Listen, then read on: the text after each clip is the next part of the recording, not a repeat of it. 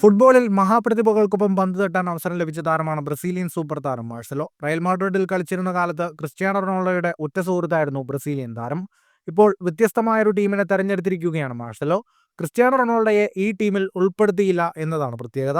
Indoor ഫുട്ബോളിന് അനുയോജ്യരായ തന്റെ ടീമിലെ 5 താരങ്ങളെയാണ് മാർസലോ തെരഞ്ഞെടുത്തത്. റയൽ മാഡ്രിഡിൽ കളിച്ചിരുന്ന കാലത്തെ തന്റെ 3 സഹതാരങ്ങളെയാണ് മാർസലോ ഉൾപ്പെടുത്തിയത്. Toni Kroos, Luka Modric, IISCO എന്നിവരെയാണ് ബ്രസീലിയൻ സൂപ്പർ താരം തെരഞ്ഞെടുത്തത്. ജർമ്മനിയുടെ ഇതിഹാസ താരം മാനുവൽ ന്യൂയറിനെയാണ് മാർസലോ തന്റെ ടീമിലെ ഗോൾ കീപ്പറായി തെരഞ്ഞെടുത്തത്. ഇവരോടൊപ്പം സ്വന്തം പേരും മാർസലോ ടീമിൽ ഉൾപ്പെടുത്തിയിട്ടുണ്ട്.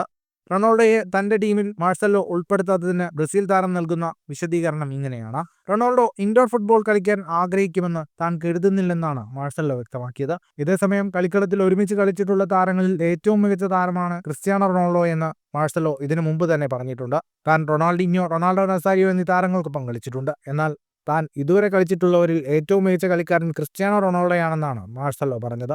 ഫുട്ബോൾ ലോകത്തെ കൂടുതൽ വാർത്തകൾക്കും വിശേഷങ്ങൾക്കുമായി സ്പോർട്സ് കഫേ സബ്സ്ക്രൈബ് ചെയ്യുക.